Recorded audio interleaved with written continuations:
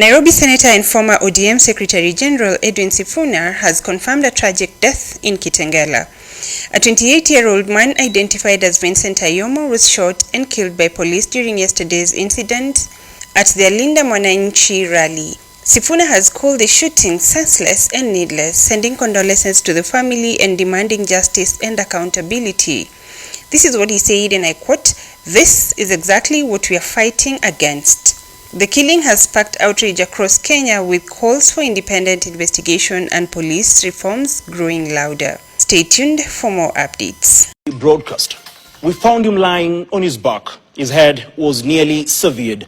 Now, these are the harrowing details from the scene where 28-year-old Vincent Otieno Ayoma was found dead following a police-led operation in Kitengela yesterday. Now, tonight, a widow, a brother, and human rights defenders are united in a single cry for accountability and justice. Our reporter Marian Barasa gives us the timeline of a night that turned a routine walk home into a family's worst nightmare. Opposition leaders claim 2 people were killed during the Kitengela rally police crackdown. It was supposed to be a routine Monday evening. Vincent Ayoma, a 28-year-old mechanic and the sole provider for his young family, had just finished his shift. But as the sun dipped below the horizon in Kitengela, Vincent did not walk through his front door. For his wife, Khadija Riami, the heavy silence of the night was shattered at 2:30 a.m.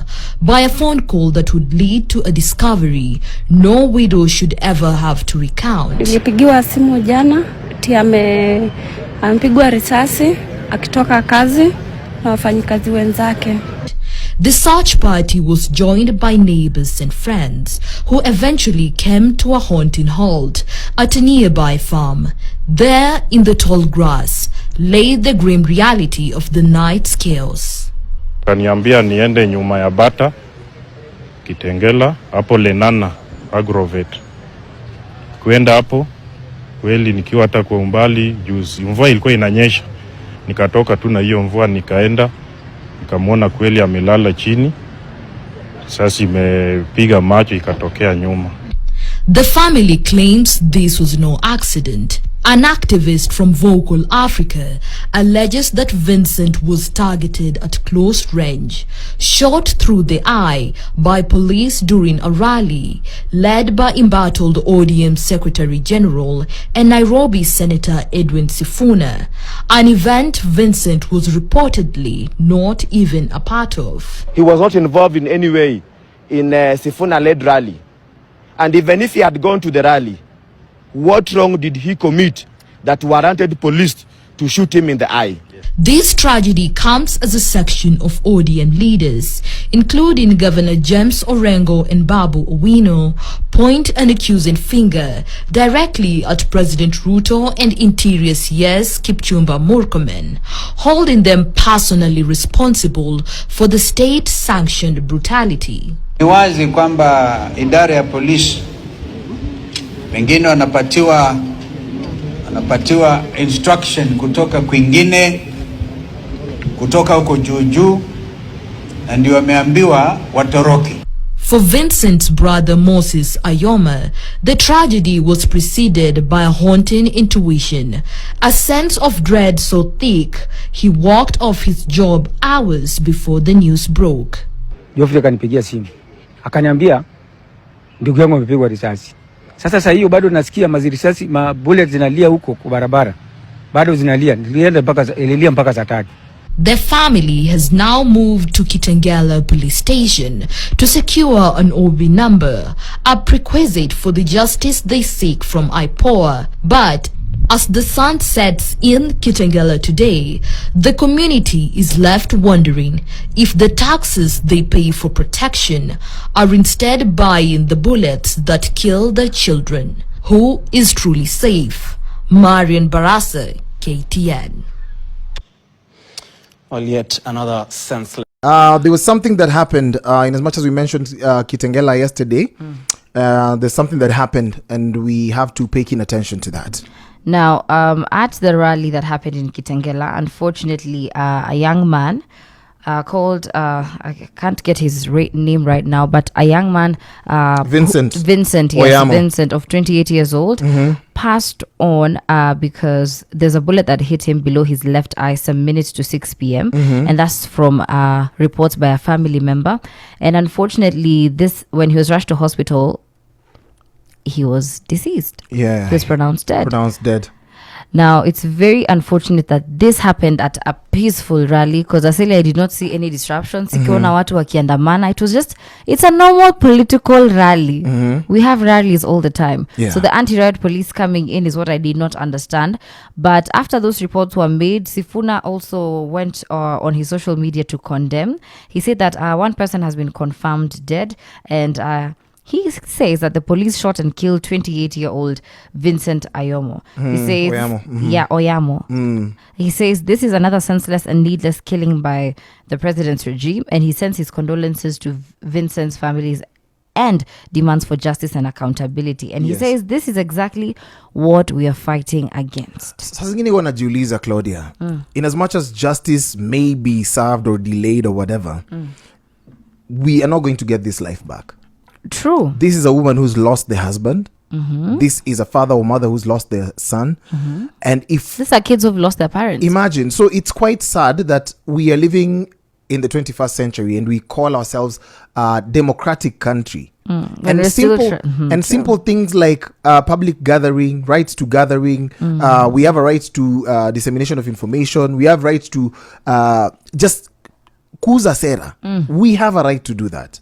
So how about we get to a point where we get to normalize peace?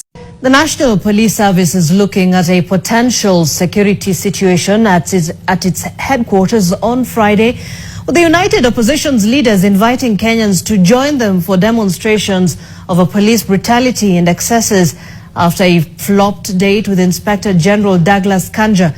The opposition leaders now claim the no-show raises fresh questions about accountability, independence and integrity of the service, as well as the state's willingness to address their concerns. Rukia Bule reports.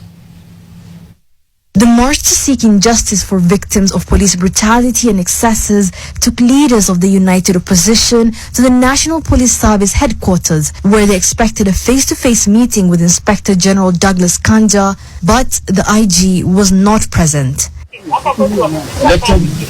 The opposition figures claimed that the no-show from the IG was deliberate and politically influenced. We are here today and the IG is not here. Not even DIG Langat is here. Not even DIG Masengeli is here. They have all taken off. We believe this is because of orders from above, where they have been told not to engage us. But this is an issue of accountability, so we are not going to relent. Ameepa kikao muhimu sana ambacho kinahusu usalama wa kila mwananchi wa Kenya. Jana tu peke yake tuna habari kwamba watu wawili wameuawa Kitengela na wengi wameumia sana, kwa mkutano ambao ulikuwa unajulikana na polisi kwamba watakuwa kiendelea kile kikundi cha Sifuna na wenzake. It cannot be the police who are charged with the responsibility of maintaining law and order are the ones that are breaking the law. It cannot be that police who are supposed to protect Kenyans from being injured by anybody are the ones who are injuring the people of Kenya. He is the one who gave the appointment, and shortly before we arrived he took off to avoid this meeting and purported to delegate a junior officer to talk to us, and we have declined. The police spokesman Mushiri Nyaga said that his boss had to go for another engagement, and within minutes of this, the National Police Service took to social media with a live video titled IG Kanja now at Embakasi B campus, possibly to prove that the IG and his two deputies who accompanied him were not in office and on official duty. With the meeting, which the opposition politicians say was meant to address security following the attack at ACK with Tima Church in Nyeri, failing to happen, the United Opposition is up in the ante. Tumesema on Friday, sisi wote tunaenda kwa IG Kanja tufanye maandamano, tuhakikishe pesa ya Gen Z yote imetoka. Tutakuwa tunabeba mapicha yale askari walivamia kanisa Othaya, kanisa Othaya, majina yao na picha zao. This type of impunity can only be dealt with kupitia action ya wananchi wenyewe. The leaders stuck to their signature attacks of the president, with Malala making a curious statement come admission on the credibility of William Ruto's 2022 win. Mimi ningependa kuambia Kasongo, deputy wako ambaye alikusaidia kushinda kura ama kuiba hiyo kura alikuwa huyu Rigiji. Secretary General wako alikuwa mimi. Sisi tumekutoka. Tunajua siri zako zote. Hakuna kura Kasongo ataiba, tutachunga kura yetu na ataenda nyumbani. The opposition is also seeking to keep a united front, even in perception, with the most recent need being in light of Jubilee Party's presidential flag bearer, hopeful Fred Matiang'i, saying that they should use a scientific formula as opposed to a boardroom meeting to choose the opposition's presidential candidate. Rigathi Gachagua was keen to keep Matiang'i in the list of options during the street rallies held in Nairobi after the bounce date with Kanja. Na sisi tunataka kuhakikishia nyinyi, sisi katika upinzani tumekubaliana. Mimi Rigiji, huyu Kalonzo Musyoka, Eugene Wamalwa, Fred Matiang'i, Martha Karua, Justin Muturi, Mithika Lentore, tutatoa candidate moja wa kupambana na Kasongo. Rukia Bule, NTV. Biarambe!